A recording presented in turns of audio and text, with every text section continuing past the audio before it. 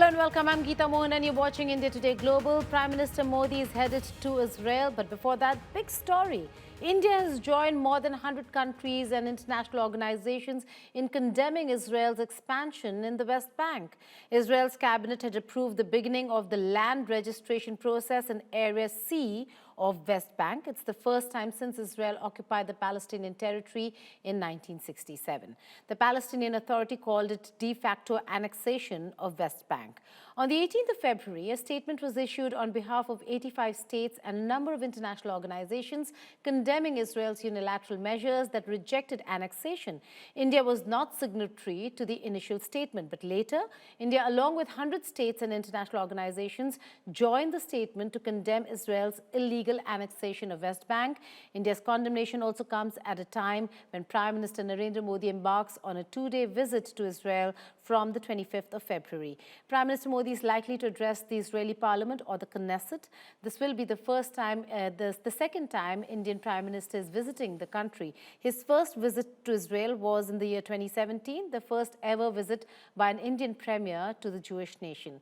The visit also comes amid US President Donald Trump's threat to attack Iran and a growing military presence of US military in the West Asian region. Israel has condemned Iran's uranium enrichment and called for the closure of all nuclear facilities. Israel, backed by the US, was in a 12-day war with Iran in June 2025, where it attacked 3 Iranian nuclear facilities in Operation Midnight Hammer.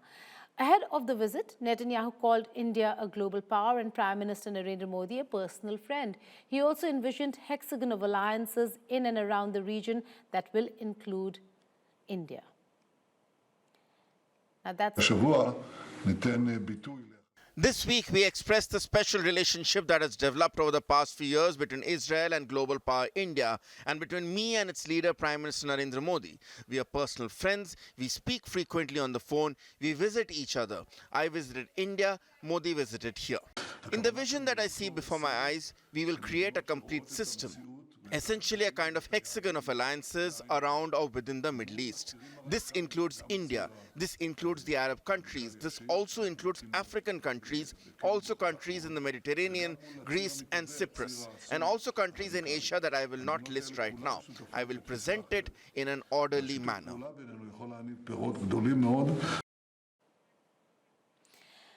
Strategic Affairs expert Professor Brahma Chellaney joins me for more on this. Brahma, you wrote about it. You said that the Indian government waited long enough for Prime Minister Netanyahu's visit to India. That didn't happen. But Prime Minister Modi is now headed to Israel. Amid all the tensions and the West Bank annexations of territories, what's your reading of the visit itself? Geeta, the visit is very important because the Israeli Prime Minister was supposed to come last year. 3 times he postponed his visit. The first 2 times because of domestic political turbulence in Israel. The 3rd time his office cited the Red Fort bomb in Delhi, even though the bomb explosion happened in November and he was supposed to come in December last year. But still, the fact that there has been an interruption in high-level visits between Israel and India prompted Modi then to decide to go to Israel. Of course, the timing is very odd because of the possibility of US military strikes on Iran. So he's going at a time when there is a military alert in Israel because any kind of US action against Iran is going to drag Israel into a wider regional conflict. So the timing may be odd, but I think the visit seeks to send a deliberate message that stability in the Middle East is critical to India's economic and energy interests, and that India will not be deterred by the current looming conflict between the US and Iran from seeking to renew its relationship with Israel. But how do you also see this, Brahma, at a time when India remains engaged with Iran? There is a looming threat of an attack on Iran. Prime Minister Narendra Modi headed to Israel, and alongside comes a statement which criticizes and condemns the annexation plan of Israel of the Area C in the Palestinian territories. It's a good question, Geeta.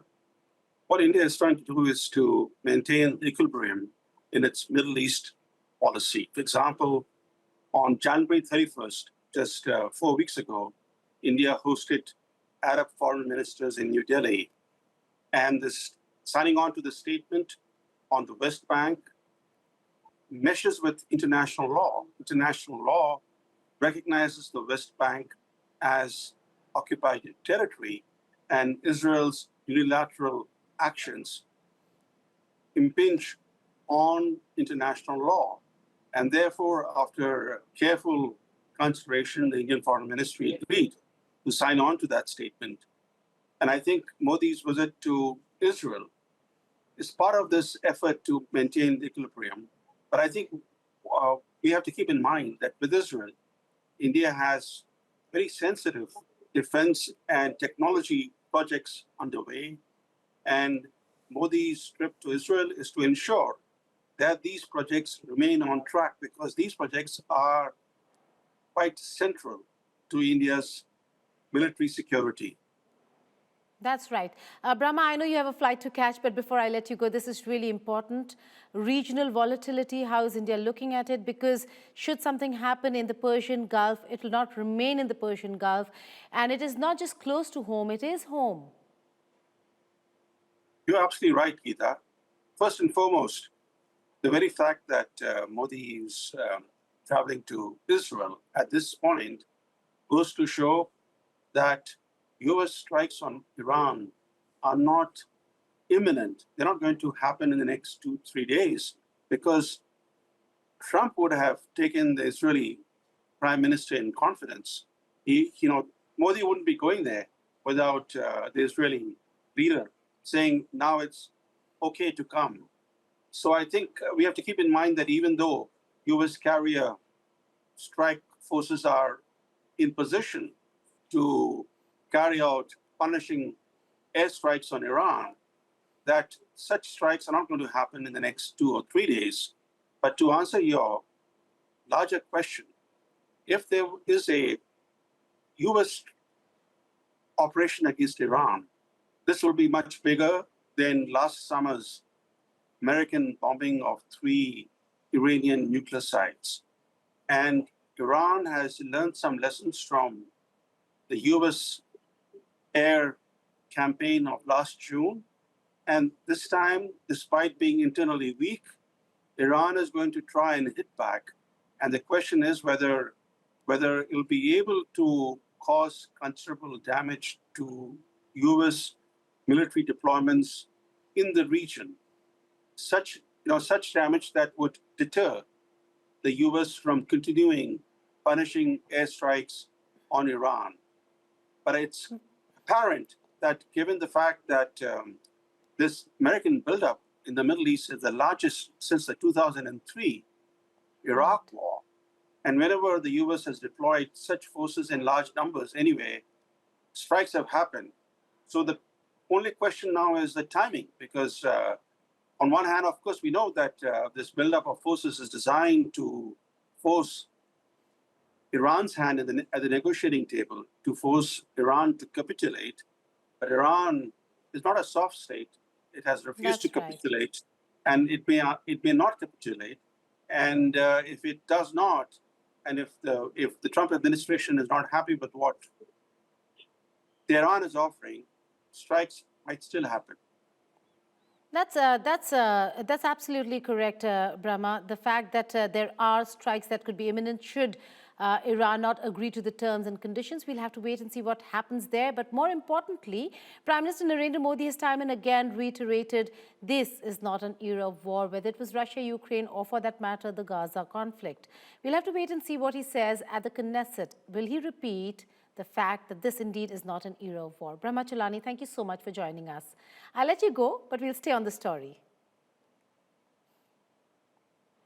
A statement from U.S. Ambassador to Israel, Mike Huckabee, has enraged the Arab world with foreign ministries of multiple Middle East and Asian countries, along with several regional organizations, issuing a joint statement strongly condemning Huckabee's remarks regarding potential Israeli control over the entire Middle East. In an interview with Tucker Carlson, Huckabee endorsed the idea of Pax Judaica, or Greater Israel, that Israel has a biblical right to much of the Middle East, from Nile to Euphrates, essentially sweeping across Israel, Jordan, Syria, Lebanon, and large swaths of Saudi Arabia and Iraq.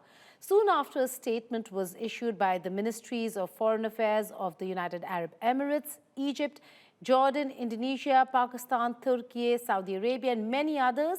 The secretaries of the Organization of Islamic Cooperation, that's OIC, and the Arab League of States also came out, including the GCC, with the condemnation regarding Huckabee's remarks. They categorically rejected what they described as dangerous and inflammatory remarks, saying such statements constitute a flagrant violation of international law and the Charter of the United Nations and pose a grave threat to regional security and stability.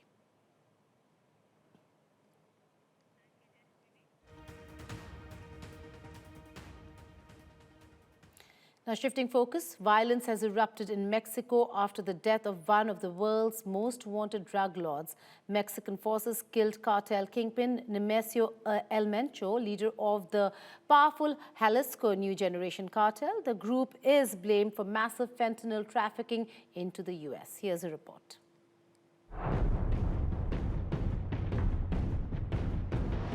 After a Mexican military operation killed Nemesio El Mencho Oseguera Cervantes, one of the world's most wanted traffickers, violence erupted in several parts of western Mexico. Oseguera was the cartel leader of the Jalisco New Generation. Mexico's Ministry of Defense, in a statement on X, said that during the operation in western Jalisco, Oseguera, also known as El Mencho, was wounded and died while being flown to Mexico City. Earlier, there was speculation of America's involvement in the operation, and the White House later confirmed that the US did indeed provide intelligence support for it. The cartel trafficked huge quantities of fentanyl and other drugs to the US from Jalisco. As the violence spread, the US Embassy and consulates in Mexico issued directives to US citizens to take shelter until further notice. US Deputy Secretary of State Christopher Landau has also confirmed Cartel's death, describing him as one of the bloodiest and most ruthless drug kingpins. El objetivo principal durante esta jornada. The main objective during this day has been to safeguard the safety of the people. That is why from early on, from this security table, which is in permanent session, we activated the Red Code, which continues until moment to coordinate the work of all the security corporations. El trabajo de todas las corporaciones de seguridad. The violence spread rapidly, with buses and businesses being torched allegedly by suspected gang members. Videos have been captured of stampedes as passengers panicked at the Guadalajara International Airport. Pues mira, ahorita toda la gente estamos asustados. Look, now we are scared. We only go out when it's necessary because people don't know whether to go out or what to do. We have the peace of mind of not being so close to them. It is good that they are finishing with all these organizations, but there's fear because of these situations that are happening now. You don't know how to react or what to do at these moments. Oseguera, once a police officer, became one of the most feared Mexican drug lords and the most wanted, with the United States offering a $15 million bounty for information leading to his arrest. After the killing, the FIFA World Cup host city of Guadalajara has been rocked by a wave of violence. The city is scheduled to host 4 games at the Estadio Akron during the 2026 FIFA World Cup this June. Co-host Mexico, European champion Spain, and South American sides Uruguay and Colombia are all set to play in Mexico's second largest city. Another video showed plumes of smoke covering Mexico's Puerto Vallarta, a resort city in the state of Jalisco. Following the fall of Venezuela, Trump has been constantly pressuring Mexican President Claudia Sheinbaum to take action against the drug cartels. He had earlier suggested that the US could expand its military campaign against the Mexican drug cartels in case the national government did not. Bureau Report, India Today.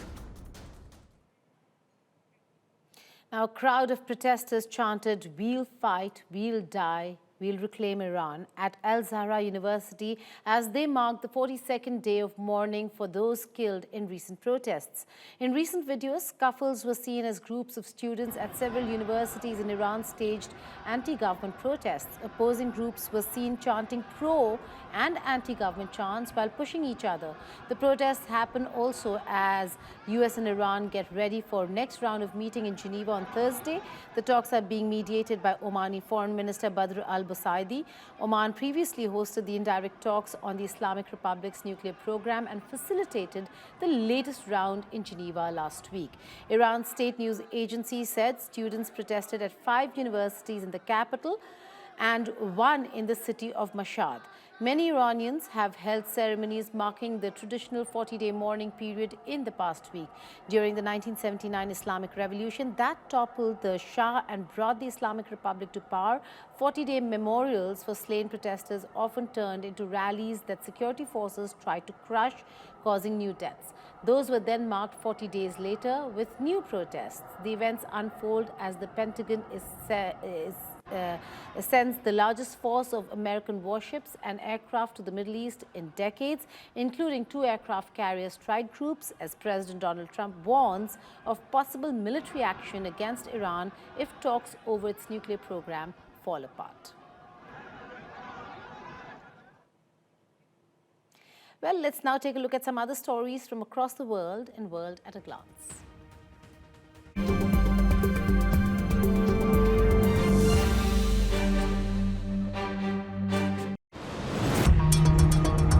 China has urged the United States to lift its unilateral tariffs on trading partners. The Chinese Ministry of Commerce said China has noticed the US Supreme Court's ruling against the US government's tariffs imposed under the International Emergency Economic Powers Act and is conducting a comprehensive assessment of its relevant content and impact. The US Supreme Court ruled on Friday that the US government's imposition of tariffs on trading partners under the IEEPA is illegal.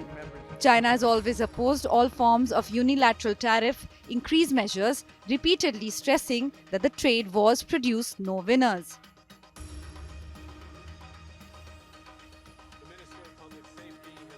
According to Canadian media reports, ahead of Prime Minister Mark Carney's visit to India next month, Canada has moved to revoke the citizenship of Tahavvur Rana, the Pakistani Canadian accused of playing a key role in the 26/11 Mumbai attacks. Carney's visit is seen to restore the India-Canada relationship, which has been greatly affected under its predecessor, Justin Trudeau.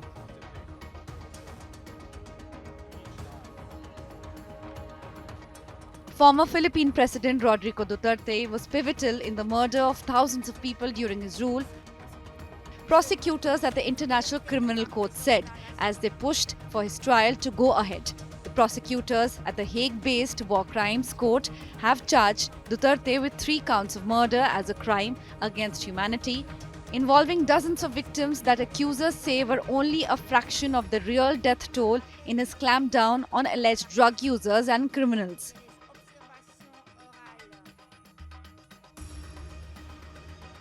North Korea's ruling Workers' Party re-elected leader Kim Jong-un as General Secretary at the 4th day of its party Congress meetings. In a laudatory report, it credited Kim for raising the prestige of the country, creating an international environment favorable to its revolutionary struggle, and strengthening the country's military into an elite and powerful army.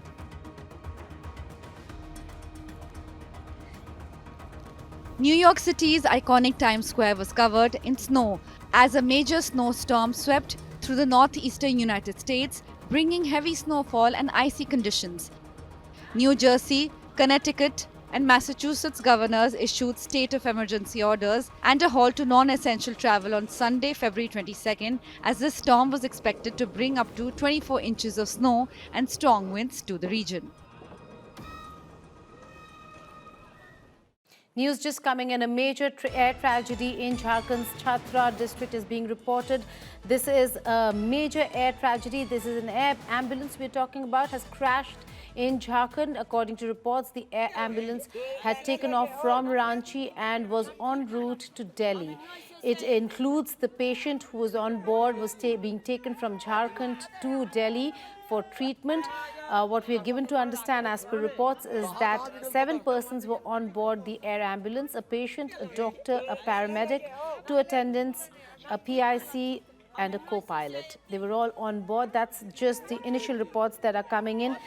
We are given to understand that this was a chartered air ambulance en route from Ranchi to Delhi, and the radar contact went missing, with the aircraft having lost touch with the radar control room after takeoff from Jharkhand's Birsa Munda airport. Those are reports that are just coming in, and we are given to understand that the aircraft has crashed. This is an air ambulance. We've seen recent incidents of air crashes, but rarely an air ambulance that has met with a massive tragedy over here. We do not have details on what has happened on the ground. Those are visuals, the first visuals that are coming from Chhatra in Jharkhand, where the air crash has taken place. It's an air ambulance that was carrying a patient along with a doctor, a paramedic, an attendant, co-pilot and a pilot. Those are details that are just coming in. Amit Bharadwaj joins me for more on this on the phone line. Amit, a major tragedy yet again. This time it's an air ambulance, and it does seem like the patient was on board with the doctor, the paramedics, the attendant, as also the pilot and co-pilot, and it has crashed. It was en route to Delhi. Right, Geeta. The initial information that we have at this point in time, which we can confirm to our viewers as well, is that this was an air ambulance which was en route to the national capital, has taken off from Ranchi, and this included, individuals, the patient, 1 doctor, 2 paramedics, 2 attendants. So in total, 7 people are believed to be on that craft, and the initial information also suggests that this was being operated by Redbird Airways Private Limited. So the aircraft, a mini aircraft, which was being used as air ambulance, was being run by Redbird Airways Private Limited. More information is awaited in this particular regard as to why the crash has happened, whether there was, whether the craft went off the radar, what was the last signal or message that was given by the pilot, by the crew on board. All of that detail is awaited at this point in time. The DGCA is trying to collect the initial information from the local sources as well. But certainly the local administration has confirmed the crash, and that 7 people were on board as far as, passengers are concerned, including the patient, doctor, 2 paramedics, 2 attendants from the family, 1 pilot and 1 co-pilot as well. So more details are awaited in this regard, but this we can certainly tell our viewers at this point in time.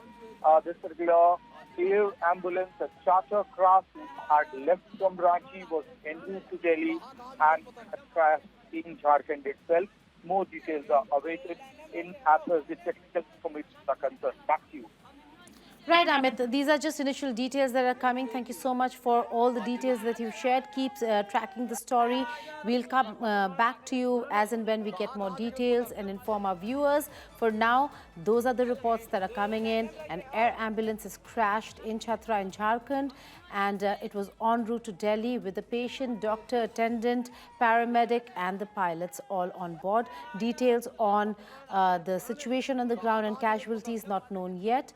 Reports coming in that the aircraft had lost radar contact. That brings me to the close of this show, but news and updates will continue on the other side, and we'll keep tracking this story as well. Thank you for watching. Goodbye and take care.